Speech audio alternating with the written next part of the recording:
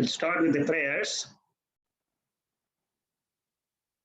Vasudeva Sutam Devam Kamsa Chanuramardhanam Devaki Paramanandam Krishnam Vande Jagadgurum.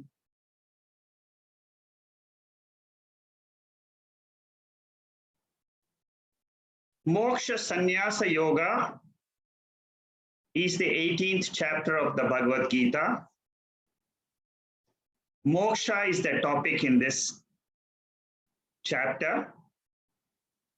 And moksha, how to get this moksha through sannyasa is described in the first 40 verses. We have seen 36 verses so far. Today we are going to begin with the 37th verse. But just to give you a broad outline of this chapter, the study of three gunas started in chapter 14 of the Bhagavad Gita. That chapter is extremely important when you are seeking freedom. What is the freedom we are seeking? That is the first question you will ask. According to the Shastra, we are not this body or mind or intellect, which is a temporary medium in which we find ourselves. There is a higher nature of ours which the sense organs cannot perceive.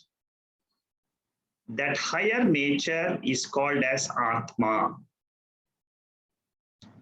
So if somebody asks you, who are you?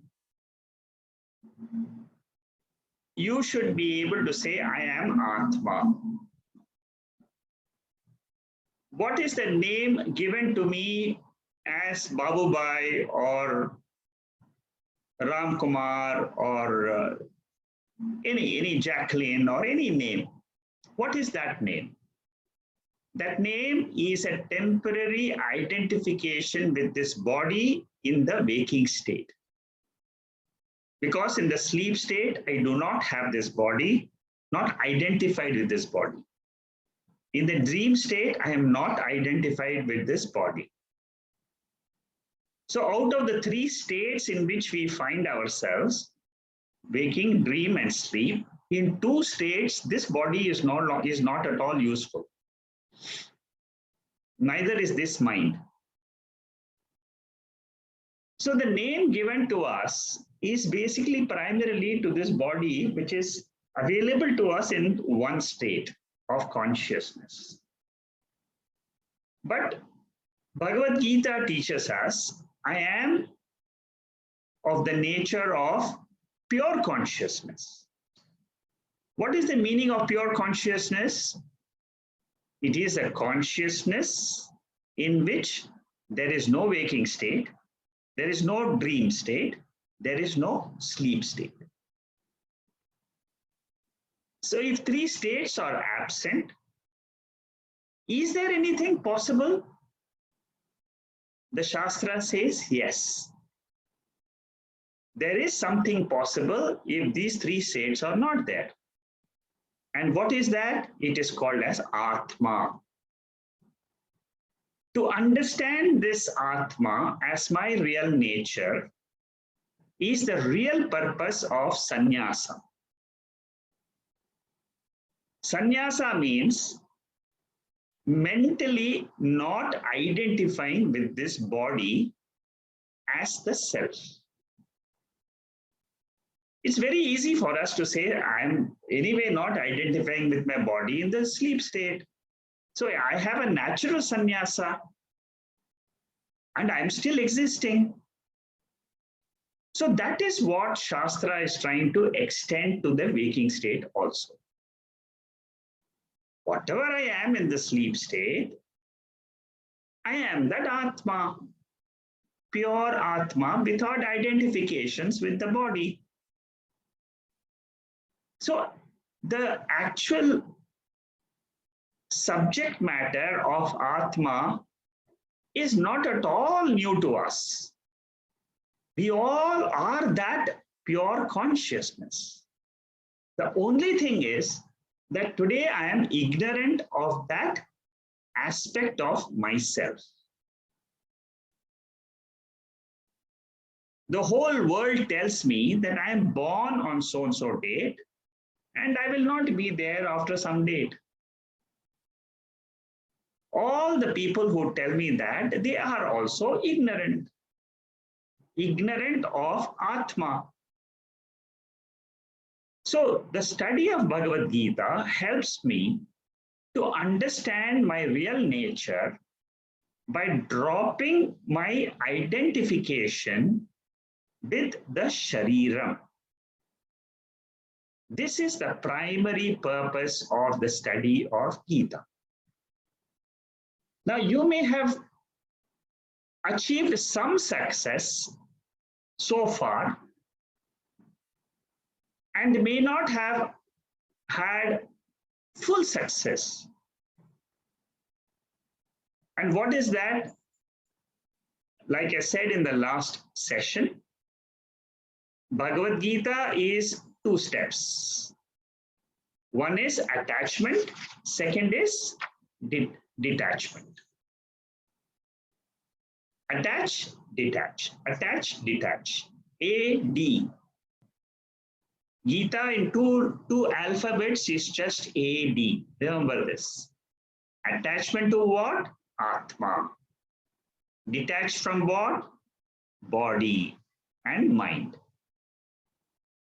So if I am able to detach from my body and mind and attach to Atma, then my success of studying the Gita is complete. It's a very simple formula. Attach, detach. So each one of us have to ask this question to ourselves. Did I understand Atma from the study of the Gita? Yes. Am I able to detach from the body and mind and say that I am that Atma? Yes. Then the study is complete. Suppose you say, no, I have some doubts. Then you are asked to study another text which is called as Upanishads, which will teach you more about this Atma, so that you are able to understand the real nature of the self, and that will help you again to detach from the body and mind. So the formula of spiritual journey, you should all, it's a very simple formula. Remember AD, attach, detach. Attach to Atma, detach from body, mind. And how do I do that? Is this whole process. And that process is Shravanam, Mananam, Nididhyasana. If I do this 3-step process, I will be able to achieve the goal of spiritual science, spiritual study.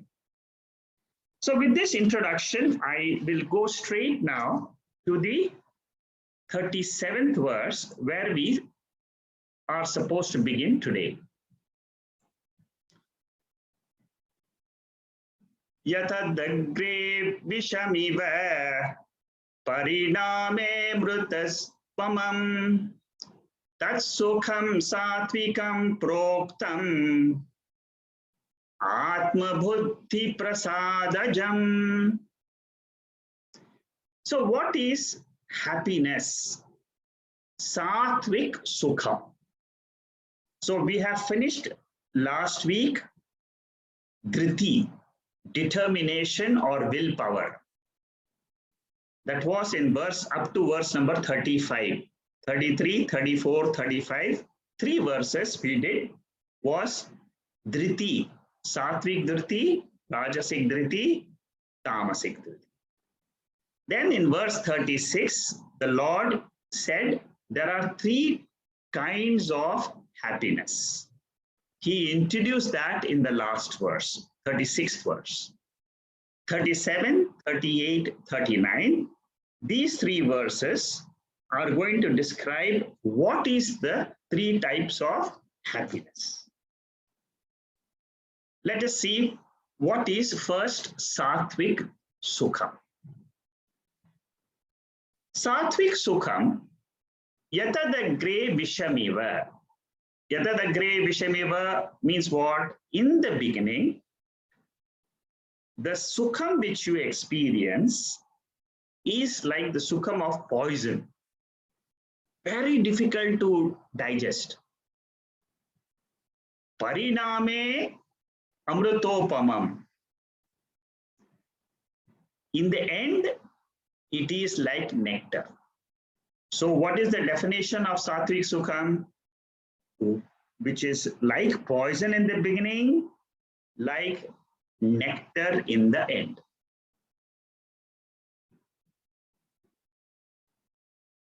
How do I see this in real life? In real life, whenever I am experiencing or want happiness, there are obstacles. Now, the Satwik sukham is when you cross the obstacles. It comes in our normal, simple living. The knowledge which we get of Atma helps us in getting this Atma sukham, Satwik sukham. But to get this Atma jnanam, it takes a long time. That is why it says, in the end, it is nectar. That because that sukham remains permanent with me. Exactly opposite to this is rajasik. We will see that in the next verse. So, simple way of living. Later, when the happiness matures, it fructifies into joy. That means initially it is mixed with a lot of sorrow, but when I keep on working on that, ultimately it gives me joy. What is that? It is Atma Jnana. The study of Bhagavad Gita, you can imagine it has taken 18 chapters for us. It has taken us a long, almost a year, for understanding all this about Atma. So it is not easy. Every Saturday I come for so many weeks, 52 weeks, I attend Bhagavad Gita sessions. Every week I pick up some knowledge. Again, I pick up knowledge. These are all slowly, they give joy in the intellect. Because the intellect is the instrument which is getting this knowledge of Atma. And the intellect is covered today by Tamas, which is called as ignorance. That ignorance is slowly going away, fading away. And I am able to see glimpses of this Atma.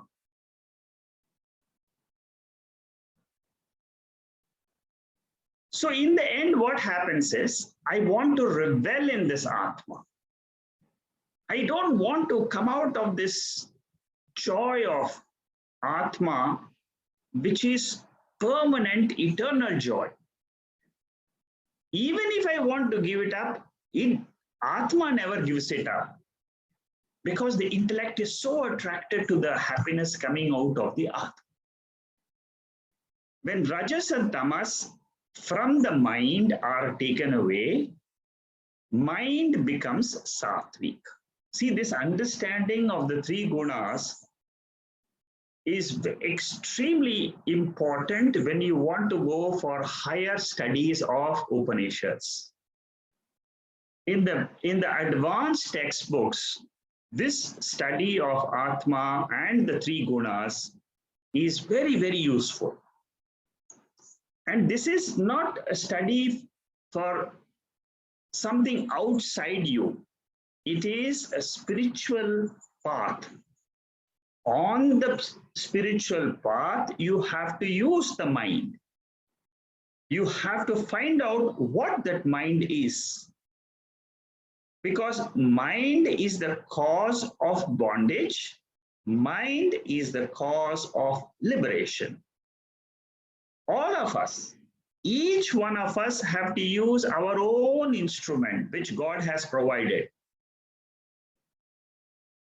We have to understand that mind. 40 verses of this 18th chapter is to understand the mind. And the rishis have found a method to decipher the secret of the mind by dividing the mind into sattva, rajas, and tamas, and asking us to experiment with our own self, with our own mind, with our own anubhava, and then drop the rajas and drop the tamas and try to remain as Satwik mind as much as possible. If you cultivate this habit, it is not easy, but it can be done. All the spiritual seekers who have found success, they have all taken to this path, which is clearly expressed in the Bhagavad Gita. Nowhere else you find such a clear understanding of the human mind as explained in the Bhagavad Gita, chapter 14, chapter 17, and chapter 18. So when the rajas and tamas are quietened, what is born? Sattvic happiness. There is a vritti, there is a thought of joy, which is born in the mind. This thought is getting the reflection of the sukham of Atma. This thought will not rise if the rajas and tamas is more in a mind. That is why we keep on saying, purify your mind, purify your mind. Through all types of japa, puja, pilgrimage, everything, you name anything, bhakti yoga, hatha yoga, all that is for purification of the mind and for focusing the mind. When purification and focusing happen in the mind, a vritti rises in the same mind. That vritti is called as brahma akara vritti. The form of Brahma, Brahman, Brahma akara vritti rises up, and that gets a shine of the original Ananda. I experience what? The reflection of that original Ananda. And I feel very much overjoyed with this sukham. And this is the sukham which is explained as sahaja samadhi. It becomes very natural for me. After I have experienced the sukham, what happens? That becomes very natural. And when that happens, what? The rajas and tamas are quietened. It's not that they are dead. It is not that they will not rise again. But the rajas and tamas become very feeble, like a 2 watts bulb. Today, rajas and tamas is like a 1000-watt bulb in our mind. That is what is ruling our mind. All the time engaged in the world of action, all the time. It will not allow you to be quiet at all. Overpowered. That is what is called as a preoccupied mind. Whenever you want to sit in meditation, it will throw up all types of thoughts about anatma. My family will come, my profession will come, all the possessions will come. They will come and disturb me. But Satwik sukham is when that Brahma akara vritti rises, the rajas and tamas quietens, and in this quietened mind, Atma buddhi prasadajam, the fourth line, Atma buddhi prasadajam. That means what?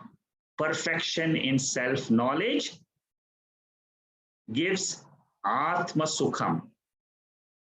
This sukham is not born of the vishayas. It is not born of the objects of the world. This is where you have to demarcate, differentiate between Atma sukham and Vishaya sukham. Normally, Vishaya sukham is what we all experience.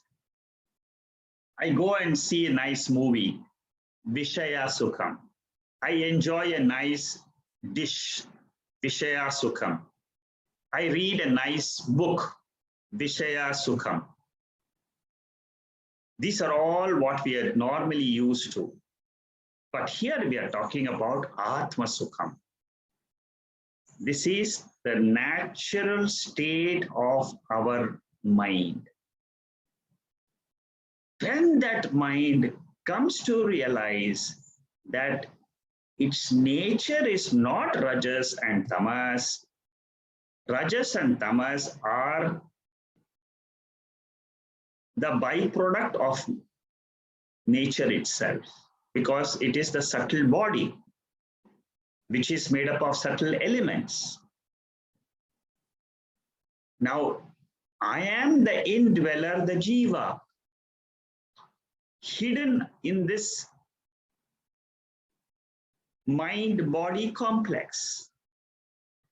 I'm trying to extricate myself from this mind and body and realize who I am. And that is what is called as reflected consciousness. That reflected consciousness is our true identity in the body-mind complex.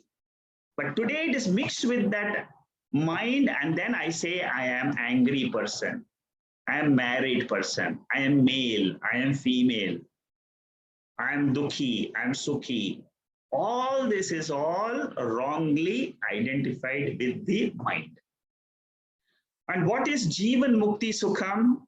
Jeevan mukti sukham is born out of Atma jnanam. There is nothing in the world equal to this sukham. For one small glimpse of this Atma sukham, people devote their whole life. The monks, they devote the whole life. For 1 second, they want to experience this sukham. They go through so much of penance in life.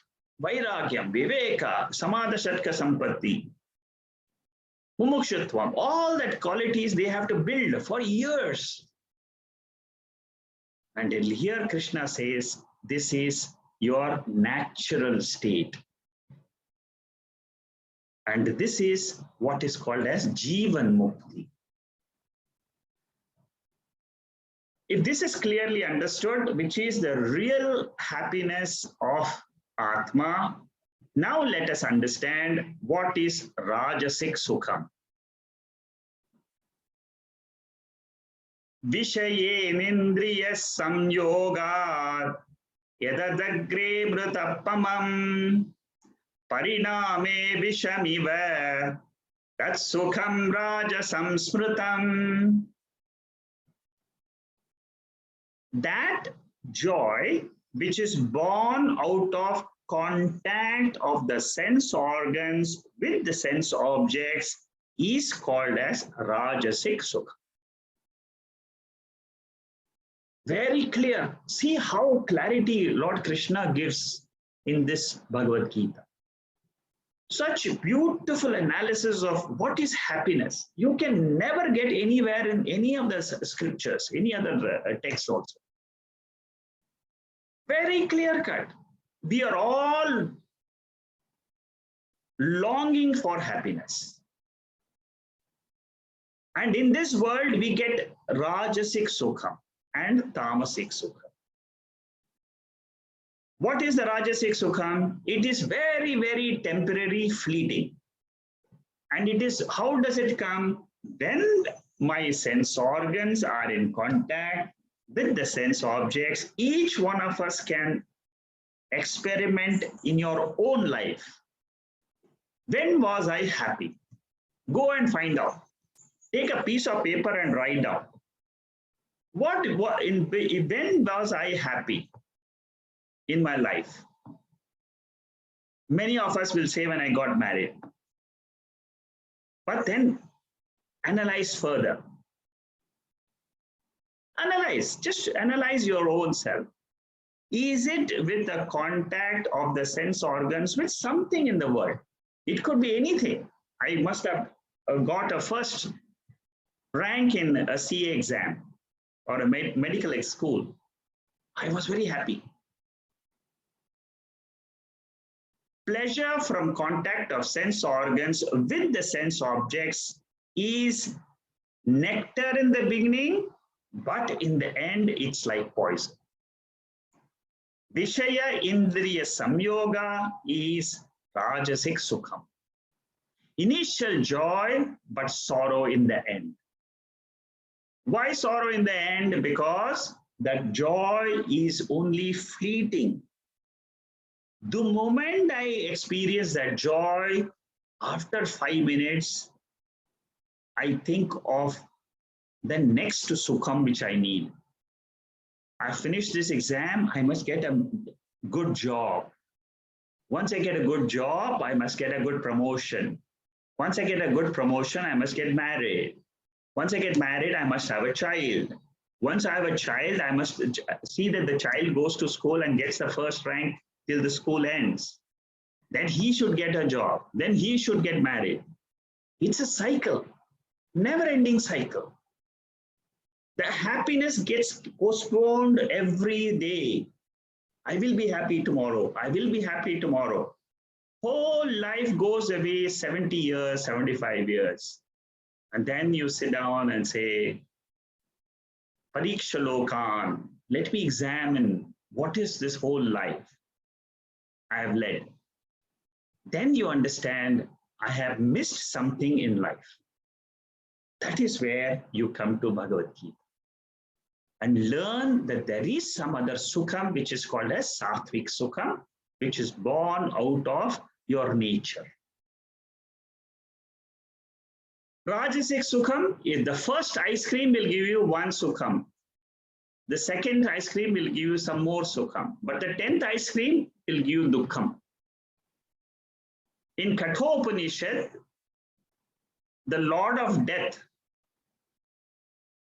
and there is a student, seeker of knowledge. And he goes to the Lord of Death and says that the student, who is an 8-year-old boy, goes and tells Lord of Death that all the happiness, they all tend to decay. The fire or the vigor of the sense organs, they lose contact. They lose their power as a person grows old. As a person grows old, the taste may not be so good, his eye power may not be good, his hearing power may not be good. Obviously, the quality of the life and the sukham which he enjoys with the 5 sense organs keep on diminishing. So that 8-year-old boy says to the Lord of Death and says, you are giving me the world of chariots and dance and music. He says, oh Lord of Death, please keep it to yourself. I don't need any of this. He has got tremendous amount of vairagya. And he wants what? He wants only to know where is that eternal sukham. I don't want ephemeral sukham. I want eternal sukham. I want to be happy throughout my life. Whatever life I have got, I want to be happy, continuously happy. Is it possible? Oh Lord of Death, tell me right now, is it possible? The Lord of Death tests him with a lot of obstacles. And then he says, okay, you are the right student. Come on, I will teach you. The same thing Lord Krishna is doing with Arjuna. Now here in these few verses, he's teaching Arjuna the Atma sukham is the Satwik sukham. Rajasik sukham is temporary till the indriyas are strong. When they become dull and tired, then they become restless. What keeps you ever fresh is Satwik sukham. Because Satwik sukham doesn't have any decay. The moment you understand my nature is Atma, I am that Atma in which there is no body, no mind, but I am there. Exactly like in my sleep state. In my sleep state, I do not know who I am. But in the waking state, I know I am Atma. I can bring back that sleep state in the waking state, and I can own up the same state of sukham, which I enjoy in sleep, remove that ignorance from my intellect, and I can remain as Atma. That is what is called as Jeevan Mukta status. What is tamasic sukham? This is the last portion of the analysis of sukham, happiness. Yadagre chanubande cha sukham mohanamatmanaha nidralasya pramadottam tattamasamudahratam. This is quite easy to understand. The pleasure which comes to us whenever the mind is deluded and we imagine a sukham. I will be happy after 10 years if I have a motorbike with me or a Mercedes car or I have this house. It is all imagined. Actually, it is not sukham. It is just your imaginations. That imaginary happiness, which is a deluding thought in your own mind. It can arise from sleep also, from laziness also. I will just lie in the bed. It gives me a good amount of joy. It is a Sunday evening or morning. I don't want to get up. It gives me some amount of joy, but that is what is called as tamasic sukham. Sukham born out of atmanaha mohanam. Delusion caused by sleep, which is nidra, or laziness, alasya, or procrastination. Tomorrow, I will do this work tomorrow. Why don't I clean my house now? No. It's too late in the evening. I will do it tomorrow. Why not? When tomorrow comes, no, today is not a great day. I will do another day. And when I do this procrastination, what happens is I get some joy out of it. This is what is called as delusion. You feel you are feeling happy. Like the sukham in sleep also, that nidra. The happiness I get out of the sleep state is tamasic sukham because it is born out of tamoguna of the mind. So after having said this, 40 verses, 39 verses, Lord Krishna makes a factual statement. What is that? Na tadasti prithvyam va divi devesho va punaha sattvam prakriti jai muktam yadebhi syatri vigunaihi. What he says here is a fact. What is the fact? He says, Lord Krishna says, there is not a single person, either on the earth or in the heavens, either with the Devata Shariram, heavenly body, or the human body, who is totally liberated from three qualities of the Sattva, Rajas, and Tamas, because that is Prakriti, that is matter. So whenever we find ourselves in the human body, you will always experience this three gunas.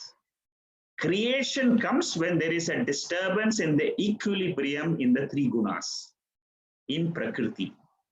Sattva, Rajas, and Tamas, together, if you want to know, have one single term, it is called as Prakriti. Prakriti means nature. Trigunatmika Maya. Maya is also another name given to Prakriti. Why is it given Maya the name? Because it deludes us. It makes me think that there is happiness in the matter world. Completely we are deluded by matter.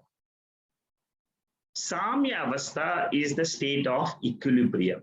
When Sattva, Rajas, and Tamas are in equilibrium. Equilibrium means there is no kriya, there is no modification in them. That is called as Samya Avastha. Samya Avastha is very similar to our sleep state. There is no Rajas, there is no Sattva, there is no vrittis rising. The mind is quiet. The three gunas, Sattva, Rajas, and Tamas, comes from Prakriti. This Prakriti, by nature, it has modification. Keeps on changing. It moves from body to body also. Because our mind moves, transmigrates. So, Lord Krishna says, all beings are never free from three gunas, in either as human on earth or devatas in heaven. So don't feel bad, Arjuna, that you are having sorrow in life.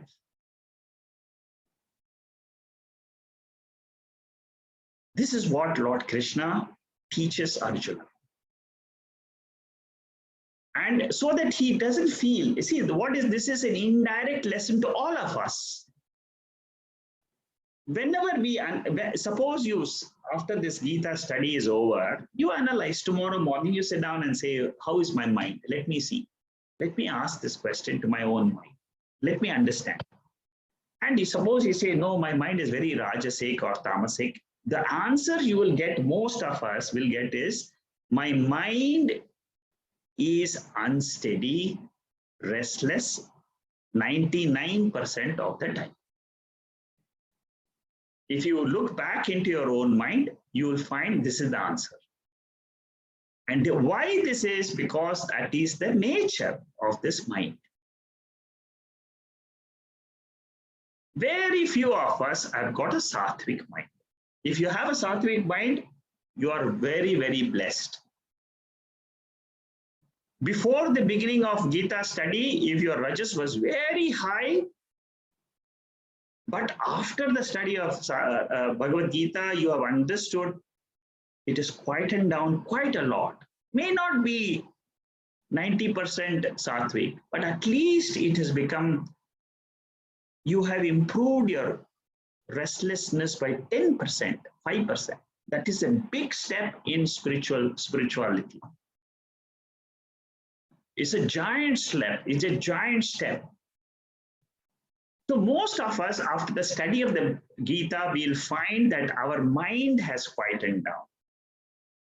Definitely, it has quietened down because of the understanding of the nature of this body and mind. Throughout the study of Bhagavad Gita, I've been blessed to study my own mind. And this chapter is the acme of the study. Now, tamasic sukham does not, this is just a summary. Tamasic sukham does not come from self-knowledge, but it comes from vishaya. All addictions are under tamasic sukham.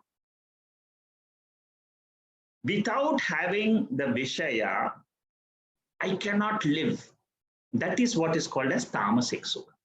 I can't live. That is what is called as addiction. But what the scripture says, try to leave it. Have vairagyam for a few days. You will find that you are able to live without it. So the impulse of our actions are determined by three factors which we have studied so far. Jnanam, Jneyam, Parijnata. What is Jnanam? The knowledge. The overall comprehension about our mind, about the world, and about Atma. Jneyam means what? Objects of the world. How they attract me and keep me engaged. But if I take the Atma as the Jneyam, then I am free from the three gunas. Parijnata means the ego I. How it shifts every day in a pendulum. I want this, I want that, I want this, I want that. This is the ego I. So these are the three impulses of action. I have understood them clearly. I am not the impulses of action, but I am the substratum in which all these three are coming and going every day in my life. That substratum is called as Atma, consciousness, and which is free from three gunas. The three gunas are created, they are superimposed on what? On this adhishtanam, on this Atma. This Atma is untouched by creation. We all have experience of Atma because that is our nature. I don't need anything. I don't need a medium to experience my own self. The body and mind is a medium which comes and goes, comes and goes. It will drop off. Again, I will be back in my own state. Realizing I am this Atma, a person becomes free from all the karmas. They get burnt. All the karma phalams, which is there in my account, they all get burnt when this ignorance of Atma goes. And what does the jnani knows? The jnani, after he knows that this Atma is the truth of myself, then he knows that this truth, which is called as Atman, is not only truth of this body, individual body, but it is the truth of the entire creation. At any point of time. Not only today, right now. I have understood Atma, and I understood this Atma is the same, it is the substratum of the whole creation also. Why do I say this? What is the proof? Because that creation is not there in sleep state. I alone am. This statement of Upanishads, Jnanat eva tu kaivalyam, knowledge alone gives me the moksha. Turiyam state, the waking, dream, and sleep states are coming and going, coming and going. But there is another state which is called as Turiyam state. That Turiyam state is my real nature. I am that pure Sat principle, pure existence, and I can remain as that pure existence. That is the beauty of Lord Krishna who teaches us here. The moment I drop these three identifications and just I own up that Atma, that is called as Jeevan mukti. So who is a jnani? One who is not identified with the knower, which is the ego I, the doer, which is the karta I, and who has now identified with the Atma. So one who is free from three gunas is a real sannyasi. Sannyasi is not a person who is just wearing an ochre robe. Sannyasi is a person, it can be you and me. In the grihastha life, I can still be in the same status of a grihastha, householder. I can still know my nature as Satchid Ananda Atma. I can still run my household duties much better than what before the spiritual study. So sannyasa has been explained in 40 verses. This is what is called as mental sannyasa. I learn to live mentally free from identification with the body, mind as the self. Is it possible? Yes, 200%. Never have a doubt, because this is a time-tested formula. Hundreds and thousands of people have achieved it. You and I can achieve this. And this gives us the final mukti, which is called as Moksha Sannyasa, which is the title of this chapter. Abiding in this self, giving up the sense of individuality, the notion of being a doer and an enjoyer is the real renunciation. That is the ultimate answer to the question of Arjuna. What is renunciation? And what is this tyaga? You have used two words, tyaga and sannyasa. The answer comes in this 40th verse. Actual doer is the upadhi with the associates. 5 associates of action, which we have seen. Karta, the adhishtanam, we have seen this. What are the 5 associates of this upadhi? Upadhi means it is a medium of transaction. Adhishtanam, karta, karanam, seshtaha, daivam. This is just a revision. We have done this. We have done this before. And what is Atma? Atma is asangaha. Asanga means not at all affected by the doer.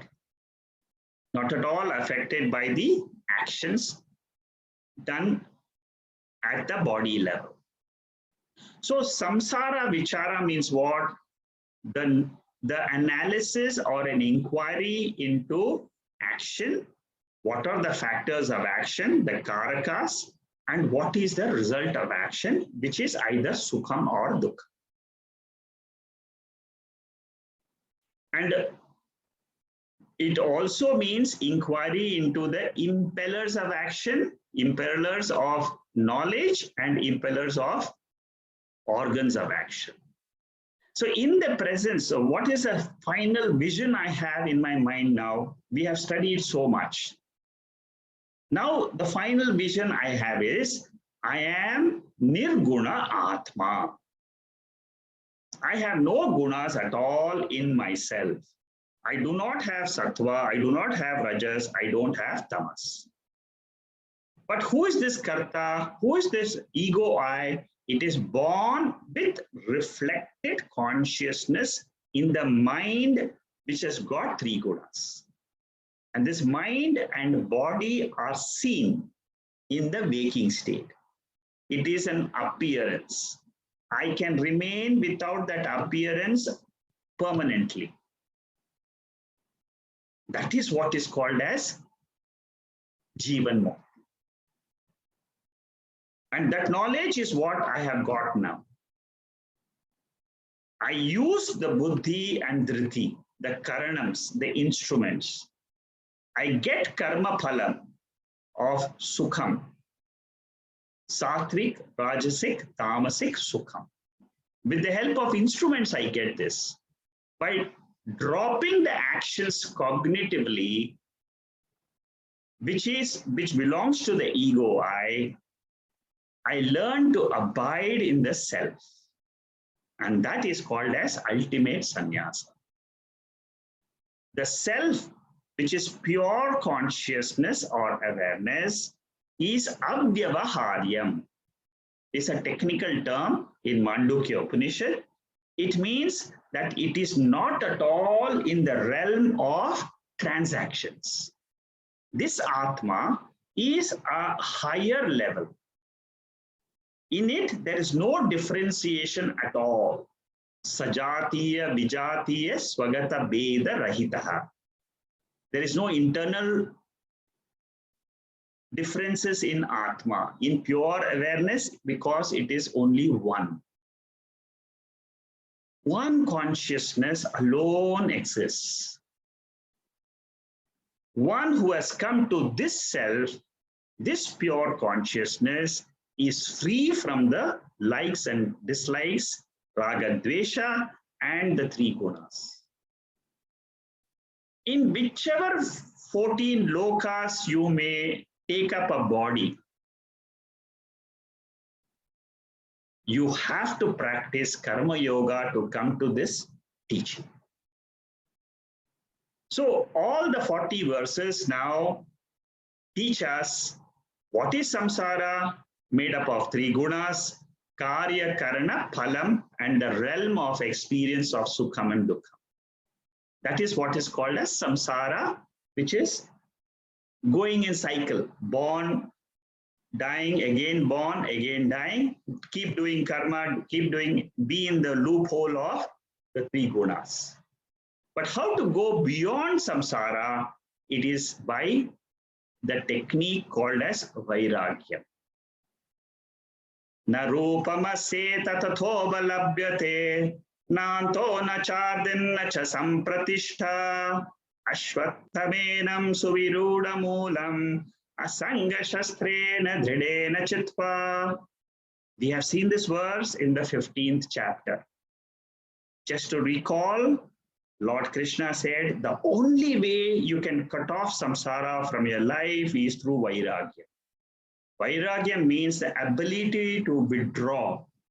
Whenever these desires rise in us, remember the nature of Atma. By karma yoga, you purify the mind. Then what will happen? I will get vairagya. When I get vairagyam, what is the result? Vairagyam means withdrawal from control over my mind. When I have this control, I get moksha. Freedom from getting again involved into action cycle. Categorization of a human being is based on the state of mind, the nature of the mind, and that is what is called as Adhyatma Shastra. A human being is not categorized according in the Shastra. Yeah? This is as per the Shastra. You may be born in any country, you may be born in any lineage or a language, but in the Shastra, in the scriptures, the human being is classified according to the mind. Now, what are the classifications of a human being? That is what Lord Krishna takes up as the next topic for us to study. Which means what? Again, trying to understand my mind. Throughout the 18th chapter, you must remember the whole focus is on my mind. How to improve the mind? What is the nature of the mind? How does the mind function? Why I am like this today? Why I am a doctor, but why I am not an army person? Why I am a lawyer, but not a doctor? Why I am a businessman, but I am not a computer specialist? What makes the difference between that person and me? It is the quality of the mind, the nature of the mind. The nature of the mind is called, we have seen this in the 4th chapter, 13th verse, Chaturvarnyam maya srishtam gunakarma vibhagashaha tasya kartaram apima vidya kartaram abhyayam. We have seen this analysis in the 4th chapter. Lord Krishna had introduced at that time 4 types of the nature of the mind. A person with this nature is this, with this nature is this. Let's read this 41st verse. The next few verses are going to be describing this quality of the mind and what type of a job I should do. Should I take up my own, as per my own inclination, take up a job, or what should I, how should I lead my life? Brahmana Kshatriyam Visham Shudranam cha parantapa Karmani Pravibhaktani Swabhava Prabhavai Gunaihi. So here he introduces the names of the 4 types of varnas. Brahmana, Kshatriya, Vaishya, Shudra.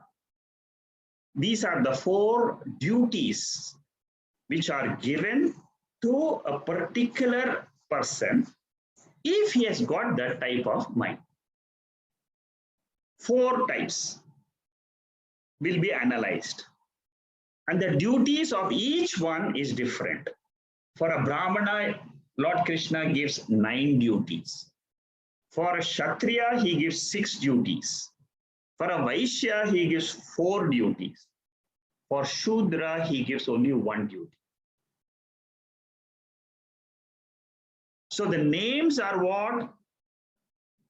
And this is irrespective of whatever type you may be. You may be born in Japan, China, America, Africa, all of them, in all the cultures, you will find these 4 categories. We'll study these categories, then you will understand. The 4-fold caste. Categories are based on mind. It is not based on birth. Be very, very careful. If you are born in a Brahmana family, it is not that you are called as a Brahmana. You can be born in a Brahmana family, but you may be a Shudra also. If you have a type of mind which is in that, it is only the coloration of the mind. We come with a new body, but old mind, intellect, indriyams. Every body which we take, the body, the external house is different, but we come with the same set of vasanas. Next body also, I'll have an inclination to learn the Bhagavad Gita. Because I have learned so much of this Gita, this birth. Mind comes with its nature. So when we leave this body, what happens is we take with us the 17 instruments. The instruments are always taken up by the Jeevan. Pancha Jnana Indriyas, Pancha Karma Indriyas, Pancha Pranas, Manaha, and Buddhi. 17 faculties. They are not the golakams. Golakam means the external eyes, the external ears, the external legs, hands. These are all left behind.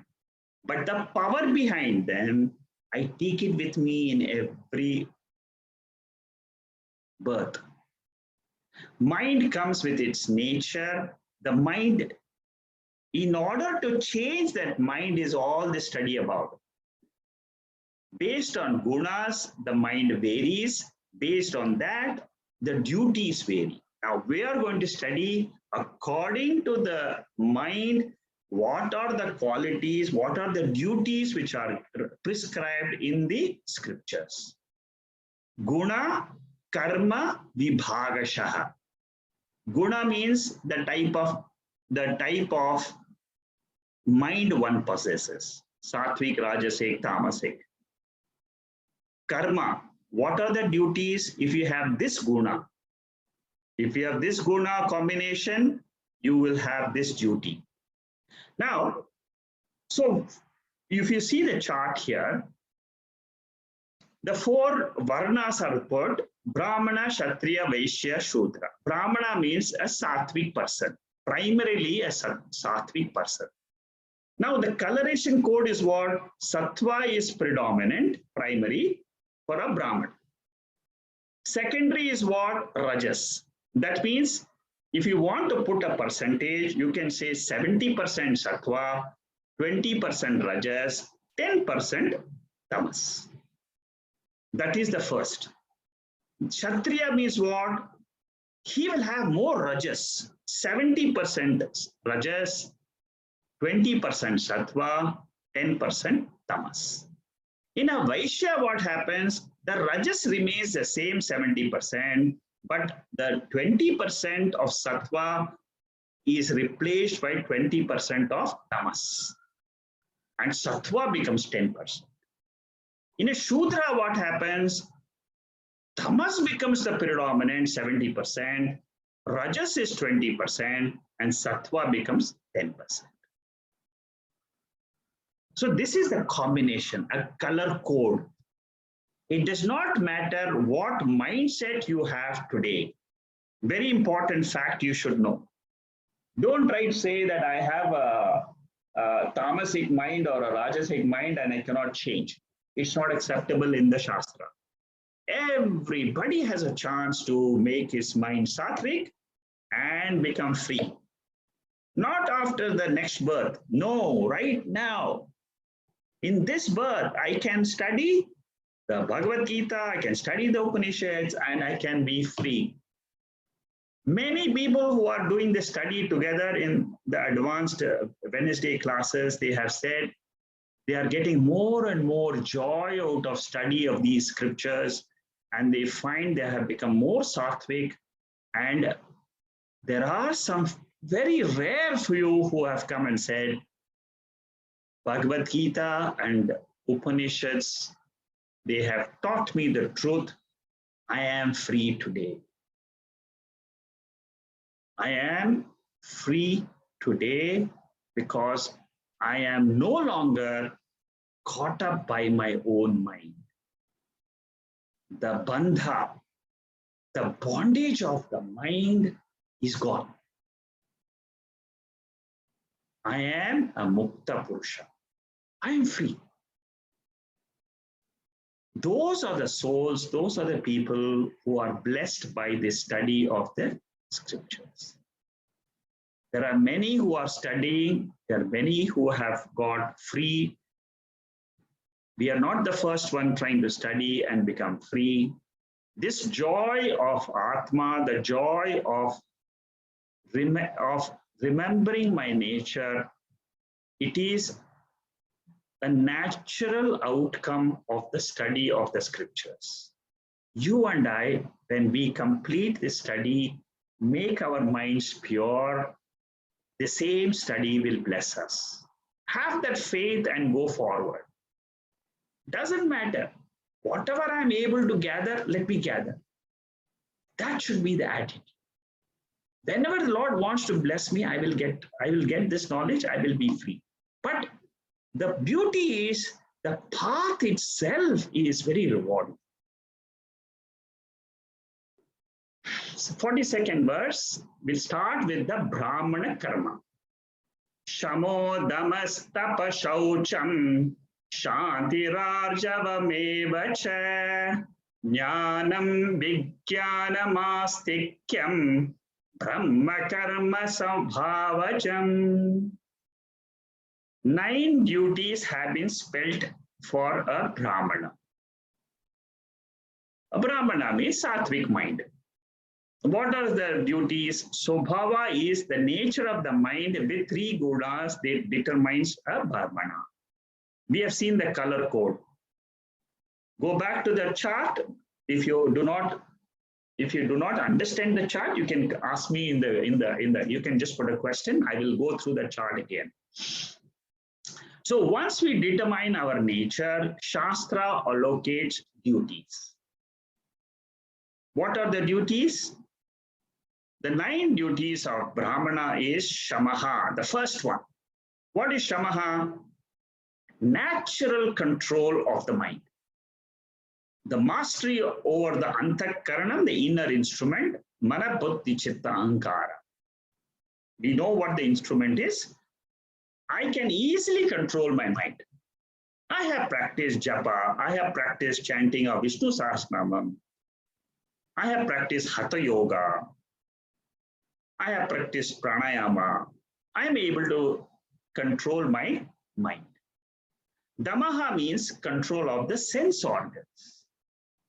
Sense organs are different than the mind. Person is easily able to cut off the senses when he closes them. For example, eyes I can close. I won't see this WhatsApp messages. So I can remember, I can be free of the forms. But ears are open. So, but I can shut the ears also when I don't use some of the messages. The nose and the tongue and the skin is open. Again, I can refrain. So a person can easily cut off from the sense organs. That is what is called as pratyahara or damaha. In yogic parlance, in the Hatha Yoga, they call it pratyahara. Control, withdrawal. Person is, so bahya karna uparama, withdrawal. Bahya karna, that means external sense organs I control, that is called as damaha. The internal sense organs, which is called as antakaranam, that is called as shamaha. These two words you must remember always when you are a student. Tapaha, sharira vak manat, austerity. We have seen in the 17th chapter, in the 14, 15, and 16 verses, how through the tapas of the body or speech, all of you remember the quality control of the speech. When the speech is truthful, when it is pleasant to hear, when it is beneficial to others, when it doesn't produce any excitement, that is called as Satwika speech, austerity. Similarly, worship of the right gods through the body and keeping the mind in control. Bhava Shamsuddhi. If you remember these verses, you will recall. Serenity of the mind, silence is the self-control by the mind.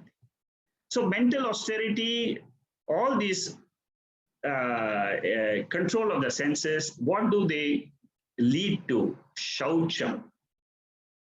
Shaucha means I remain clean outside the body as well as in my intentions and emotions. Bahya Shaucham means I keep my dress clean, my body clean, I take a bath in the morning, bath in the evening. With that, what happens? I feel I am very fresh.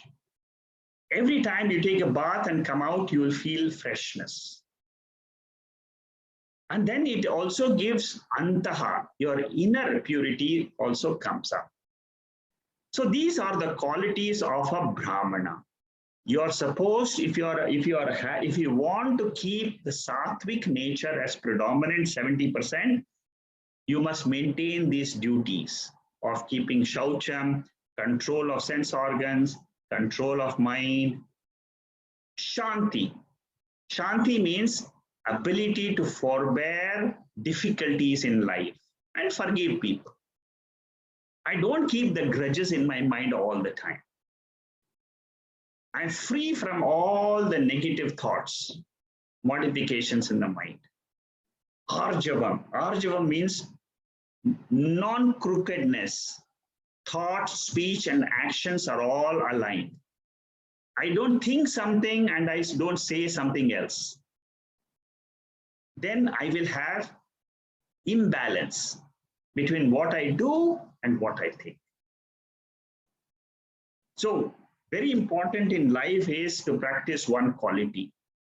Whatever you promise to somebody, whether it is to a child or whether to in the office or whether to your spouse, if you promise something, keep up the promise. That is called as arjava. I promise and I act. Jnanam. I have the capacity to understand, retain, and communicate. Very, very important. 3 qualities. A brahmana is supposed to have the understanding capacity for the Veda. Retain whatever he has studied. Many people don't have the retaining capacity, but a brahmana has it. So if you find that you are a brahmana by nature, maintain these 9 qualities, then you will be able to call yourself a Satwik person and move in the spiritual. Vijnanam, practice and sharing of knowledge. Karma kanda, jnana kanda. What is karma kanda? That is the earlier portion of the Veda. That means all the rituals you perform efficiently. Then you are a brahmana. Jnana kanda, bring to your experience the Upanishadic knowledge of the Atma. That Atma is ever free. I am that Atma. Astikyam is the 9th duty, 9th quality of a Brahman. Faith in the Shastra, faith in the Guru and Ishvara. See, many a times, this faith is very, very important for us to go a long way in spirituality. I personally have found this is a very important quality. Initially, when we come to the study of scriptures, we have no idea about Atma, completely zero. Initially, when we study, it appears so difficult. Bhagavad Gita appears very difficult initially. But you have determination and faith. And say that millions of people have studied this Gita. Why? There is something in it. Maybe I am not ready for it. I have to improve my own instrument. When I do that, by repeated study of the scripture, one day I will find the same shine which is there in the other spaces. I will get the same shine. Because I have been able to keep up the faith. Sattva is predominant, hence the 9 duties are sobhavajam. Sobhavajam means naturally these qualities come to a mind of a person who is predominantly Satwik.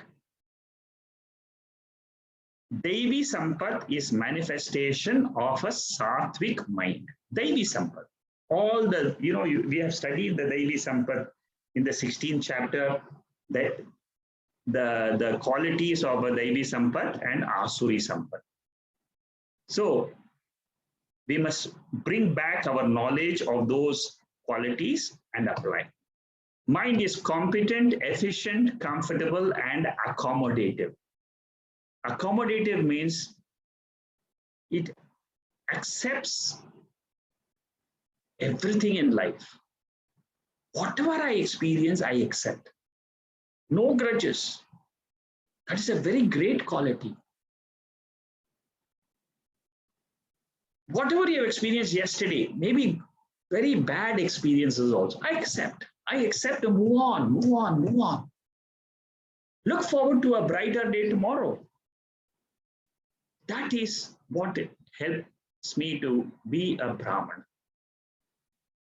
Next week, we will do the Kshatriya, the duties. Let me finish Kshatriya today. These are very small presentation. I will finish the Kshatriya and also the Shudra and Vaishya. They are small slides. Let me finish them. Shauryam tejo dhritish dakshyam yuddhe chapya palayanam danam ishvara bhavasya shatram karma swabhavacham. Here the color code is Rajas is 70, Sattva is 20, Tamas is 10. There are 6 qualities. Shauryam. Shaurya means courage, valor, heroism. These are the qualities of a Kshatriya mind, the Kshatriya mindset. Dhritihi, in spite of difficulties, he can bear all difficulties at the level of body, mind, and senses. This is a very great quality in a warrior. We are all warriors in this world. Dakshyam. Dakshyam means I am very fast in decision making, quick. See, in a battlefield, you have to have fast. You have to act fast. You cannot say, I will think about it and come back to you next day. No, you have to think at the same minute and then use your intellect. Dakshyam, that is a great quality. You will find many, many people who have got this brilliant quality. Fast in action, decision making, and execution. Not only in decisions, but also execution. You may decide, but then you may take 1 week to execute. No, that's not called for. Finish it off. Has proficiency in expression. You also express whatever you have in your mind, you express correctly. Chapalyanam, never showing back in the battlefield. Chapalyanam means you don't withdraw from your workforce. Don't give up. Dhanam, giving impulsively. Ishvara bhava will bring order where there is disorder. This is the quality of a Kshatriya.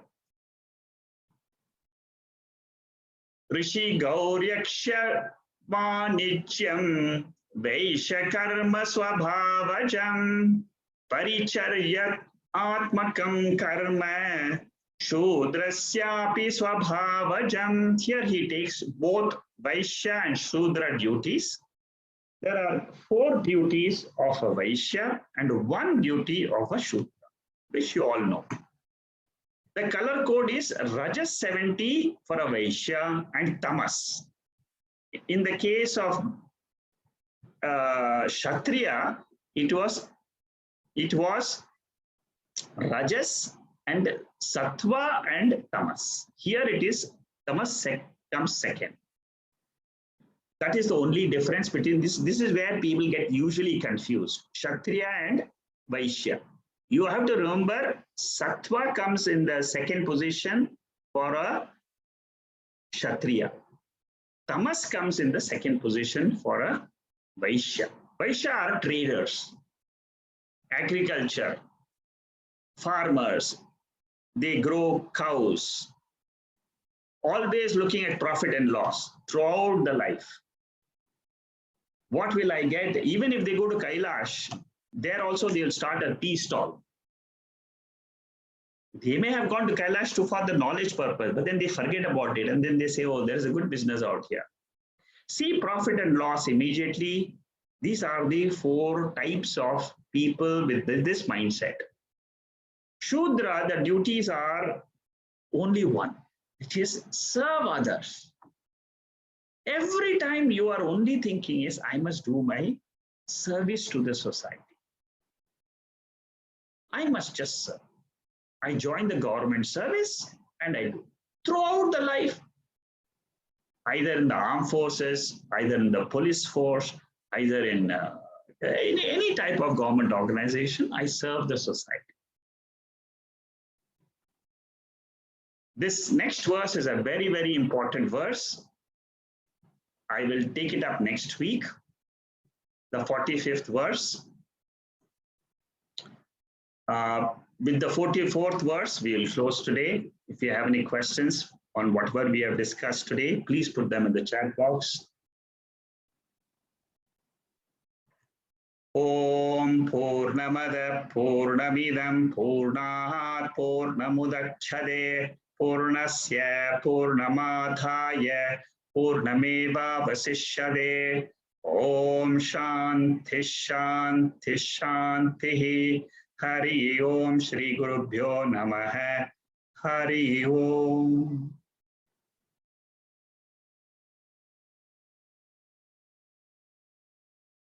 There are no questions in the chat box. If you have any questions, let me know.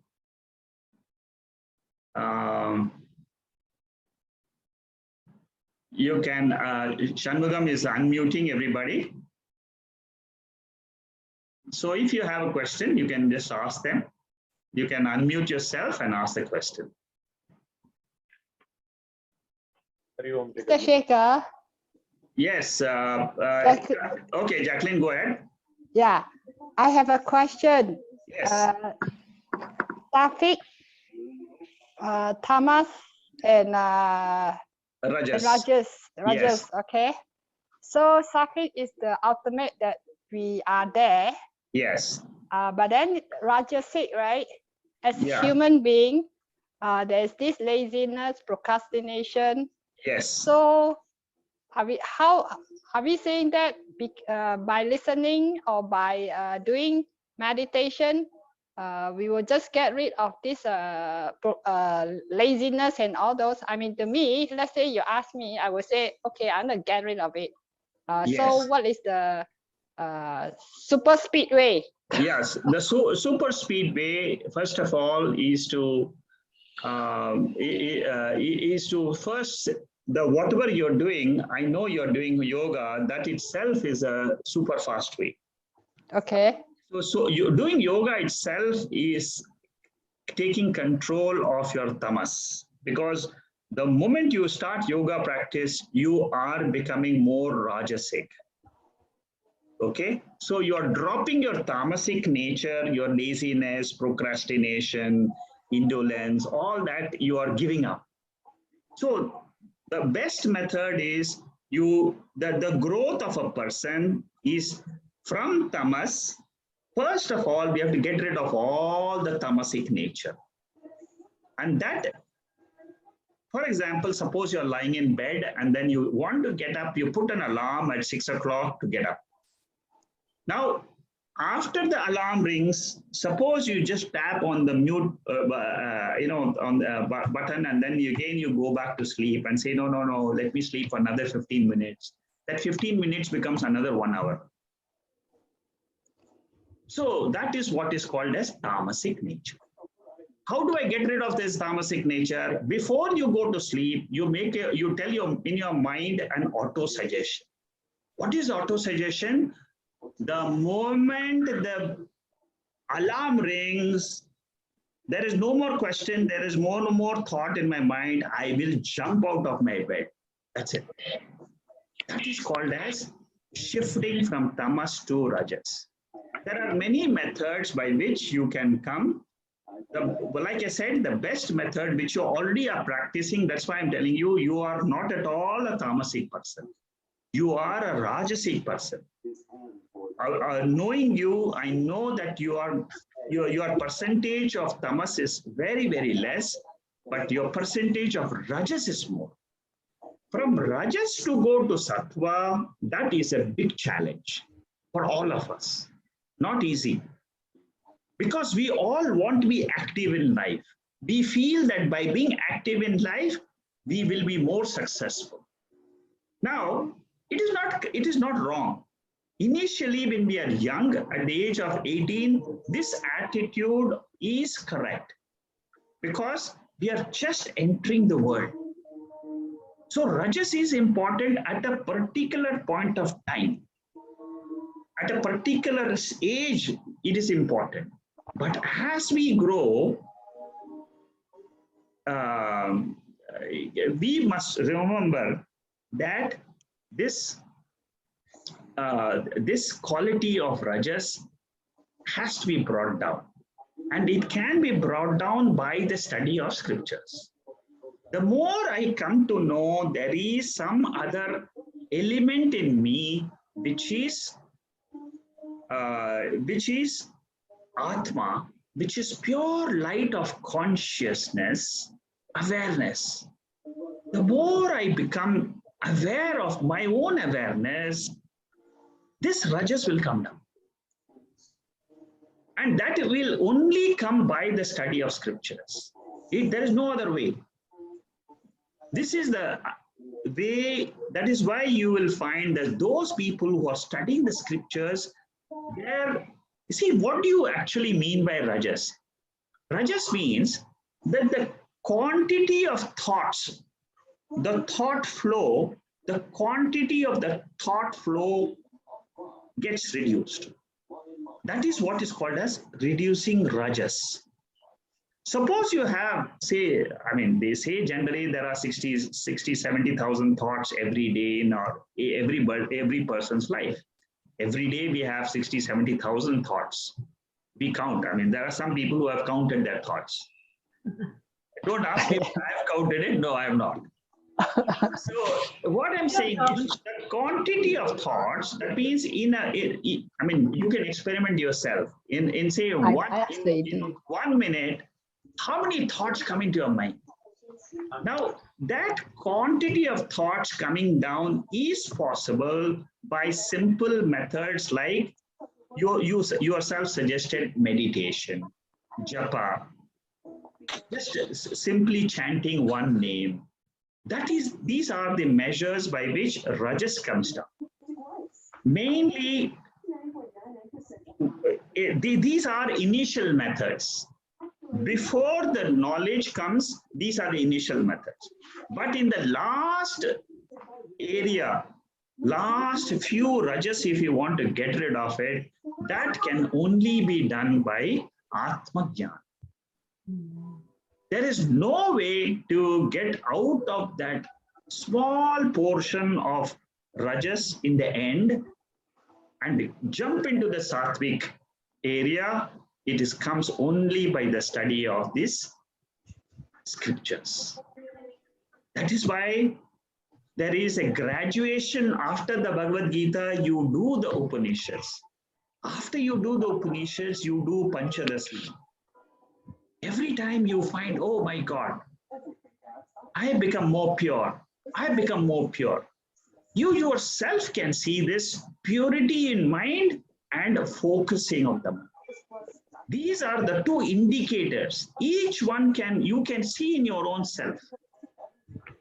So to answer your question in short, the best is to follow, you have your self-suggested meditation is one, chanting one name for 5 minutes every day, like you have Gayatri mantra, you have got any mantra you can choose. These are small steps, but the ultimate step is keep listening more and more, or even you are in charge of the divine codes. See, you know, by putting in the right divine codes in your WhatsApp messages, you are tuning the mind. Again and again, when you read the divine codes, what happens is you are making your mind more Satwik. When you read a message of, say, Ramana Maharishi, or Etol's message, so what you're doing is you are giving a chance to your mind to again become Satwik. Quieten down, again quieten down. So it becomes a habit. See, when you have the divine codes coming throughout the day, it becomes more of a habit for you to become more and more Satwik. Okay, appreciate. Just a quick another one, because yes. The reason that I'm asking is because it's also we know that we are Atma, and Atma illuminates all this all of us, So that means Atma also illuminates Tamas, Rajas, and Sattva. Yes. I see. That's the one I want. Yes. So, but then Atma is the light of the spiritual light, which illumines tamasic thoughts, rajasic thoughts, sattvic thoughts. Yeah. But if I am able to be more sattvic, what it means is I'm able to hold on to more sattvic thoughts and drop the rajas and tamas. If I'm rajasic mind means I hold on to more rajasic thoughts of action. And tamasic means I hold on to more tamasic thoughts throughout the day. That is the way you have to analyze your mind. Okay. Appreciate. Thank you. Thank you. Yeah, but you had a question? Hari Om Shekarji. Yes, you were talking about the 9th chapter, the 32nd shloka. No, that one, yeah, that was That, Lakshmi. that Not verse is, you shouldn't take it literally. You should not take the verse literally that Shudra is a person who is a lady and, a sinful birth is a woman, and don't take it very literally. You always take only the meaning with reference to the mind. There also, mam hi partha vyapashitya episyu papayona yopanayah striyo vaishyas tatha shudras tathopi yanti param gatin. That is the verse, 32nd verse of the 9th chapter. For taking refuge in me, may be of sinful birth, Vaishyas as well as Shudras, even they attain the supreme goal. See, what here Lord Krishna means in that is, he doesn't say that, he refers to the mind of a person. He don't take here also in this 18th chapter also. When he says Vaishya Shudra duties, don't take either the male form or the female form. Drop that inclination of taking a form to be a Shudra. Taking you should note that the form is not a Shudra. Women is not a Shudra. You will find many men are Shudras. What it means is the type of the color code of the mind. Be very, very clear in this. There is no, by birth you cannot be called a Shudra. This is a misconception in the Indian caste system. Very badly it has been ruined. This study of what has been said in the scriptures is the color code of the mind. This can happen in any society. It can happen in America, it can happen in Japan, it can happen in China, it can happen in Singapore, it can happen in London, it can happen anywhere.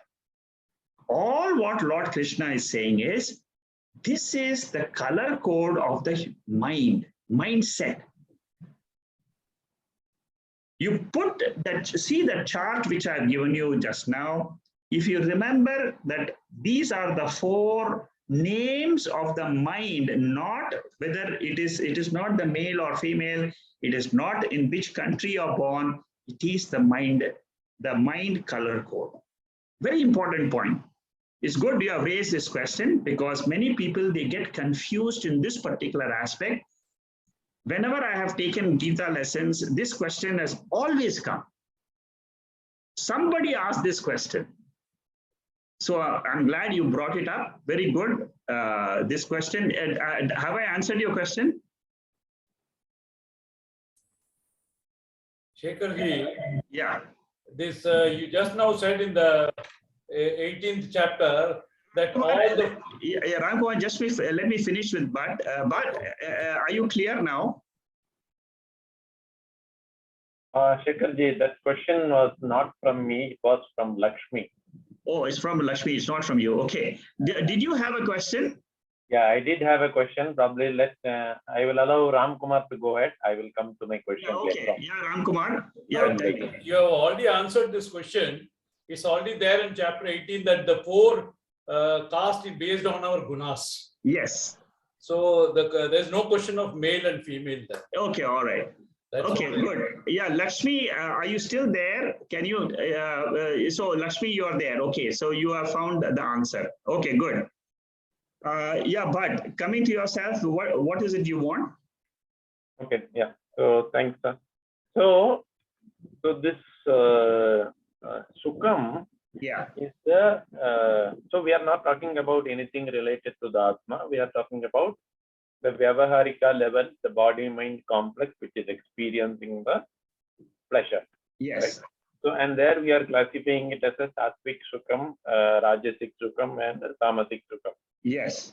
So, but out of this, yes, we say that the Satwik sukham is obtained by the knowledge of the Atma jnanam. Yes. Whereas the rajasik is based on the sense organs, where the sense organs experience with the world object, and whatever they get out of it, that is the rajasik sukham. Whereas the tamasic sukham is more of the either by the indulgence or by the ignorance or the sleep and etc. Yes. Yes. Yeah. So Right. my question is, how come the even if I take a jnani may be more oriented towards the Satwik sukham, and probably he gives least importance to the rajasic, even though he will also experience it, but he will not be dominated by that. I think he will give a lower value for that, unlike we people, right? Perfect. Perfect. Yeah. But my question is, how come the tamasic sukham, which includes sleep-driven sukham, may be more probably it is as equivalent to him also, right? Jnani, he cannot avoid it. He can avoid the rajasic sukham, yes, but he cannot avoid the tamasic sukham. He needs to go through the regular sleep, if not 8 hours, it may be 6 hours or whatever it is. How come that it is so dominant? It cannot be nullified, but it remains, and it also gives you sukham. Why is that? It looks like to me it is much more prominent than the rajasic sukham so this tamasic sukham is much more prominent than the rajasic sukham. For a jnani or a jnani? I'm saying for a jnani. Okay. Okay, good question. See, when it comes to jnani, okay, his understanding of sukham is so powerful because of the study of the scriptures. So first thing you should understand is he has got full jnanam from the scriptures. Then that is why he's called as jnani. For a jnani, the most important factor is he has no ignorance in his intellect. Ignorance is totally wiped out, completely wiped out, which means that he has a karana shariram, which will make him sleep, but he doesn't have any more ignorance. The avidya element in the karana shariram is gone.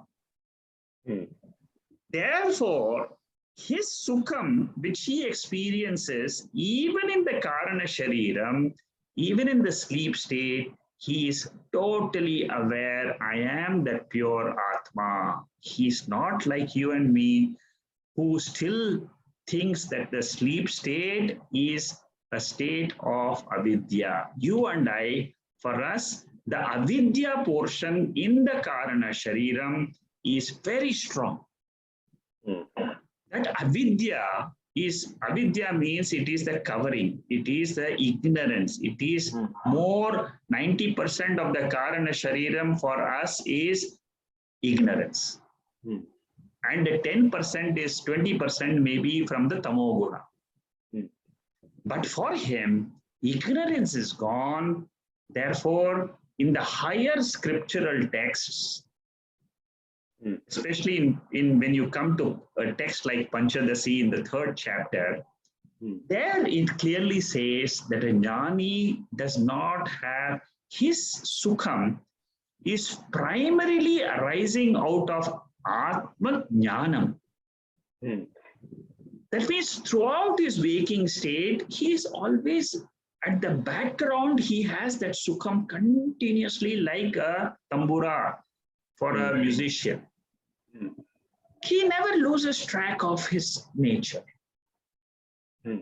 Even when he is acting, suppose a jnani, a teacher, like a Swamiji is taking classes. Even in the classes, if there are some problems, obstacles while taking classes, he is able to handle it much, much more than you and me. Because he is rooted. You see, you must understand a jnani mind is very, very different than a ajnani's mind. That sattva portion makes that mind extremely strong, extremely powerful, and it is nirmalam. Nirmalam means there is complete shuddham. It's like a crystal. You see, our mind is like also like a crystal, but it is dirty, you know. So your question is whether his ignorance will also be there. That is the main point you have missed. The main thing is that he will still enjoy the sleep, not that he will be awake during sleep time. No, he will have his good sleep because that is born out of tamoguna. Your sleep and my sleep is also born out of tamoguna. But the only problem is your sleep and my sleep is mixed with avidya. That avidya means I have no knowledge about my own awareness principle, the sakshi principle, which is the witness of the sleep state. He has that. He has that right in the waking state, in the dream state, in the sleep state. He knows I am the ever free sakshi. Nirguna Atma I am. That it makes a huge difference between a jnani and a jnani. Okay. This is the fundamental thing you should remember. Ignorance is gone, avidya is gone. In a jnani, he is always in a Satwik mode. You may see him running around taking 8 classes per week. But that is from an ajnani's point of view, you're looking at him, at his body. But in his own mindset, he is not taking any classes. He is not at all attached to the classes, whether people listen, they don't listen. He tries his best to spread the knowledge, but he is free. Totally free. He is unattached. That makes it, that is where, you see, it makes a big, huge difference. Am I clear? Yes, yes. I think probably our mind is not that mature to understand it. I will wait until. Yes. You see, the maturity of the mind is, yes, that's correct. You see, the maturity comes when your mind is soaked in Atma. Like a rasagulla, you see, is soaked in a syrup. The syrup is like Atma. Our mind is like the rasagulla, you know. This is like the mao in the rasagulla, you know. So our mind has to be completely soaked in Atma, the pure brilliance of Atma. So it's a little bit of purification of the mind, which will help you understand his nature better. To understand a jnani's mind, you yourself have to be a jnani. Then you can understand. It is easy for you to understand ajnani mind because you and I, we both are ajnanis. We are living in the world, and you can see me, I can see you, and you know. But in this world also, if you go to a jnani and observe him carefully, you will notice a dramatic difference in the mindset. Yeah, but without even seeing him, his words clearly reveal the vast difference between us and him. Oh yes, of course. That what he speaks, what he says, there is a huge difference. That clearly shows that, no? Yes. How we can reform ourselves if we want to reach the kind of stage he is talking about. Correct. Now another question. Yeah. Another question is, you explained the sukham as Satwik, rajasik, and Tamasik. Does that also mean sukham also has 3 classifications of Satwik, Rajasik, and Tamasic? You mean Satwik dukham, rajasik dukham? Yes, you are right. Okay. Yes, And it also is it depends explained on the. anywhere, or? No, it is never explained. It is not explained in the Bhagavad Gita. No, it is explained in the higher text. When you see the Panchadasi, it will be there. Okay, okay. Sure. In Panchadasi, the same what applies to sukham, it is taken as also applies to dukkha. Okay, sure. Because one thing you should understand that both these are only vrittis, they are only thoughts. If there is a thought of joy, it is called as a sattvic joy. If there is a thought of dukkha, of sorrow, suppose I am today I am sorrowful. Now sorrow can also be of three types, based on the intensity of sorrow. If the intensity, yes, if the intensity of sorrow is very high, that is called as rajasic sorrow. Or is it tamasic? Or tamasic. That is the worst. Okay. You know, and then okay, medium, and then okay, fine, I can handle the sorrow in my life. Then it is called as not so strong. Okay. Okay. Anyway, good. These are good questions you are asking, but it shows you're thinking while you are understanding these verses, you're also thinking and applying it. Very good. Anybody else has any other question?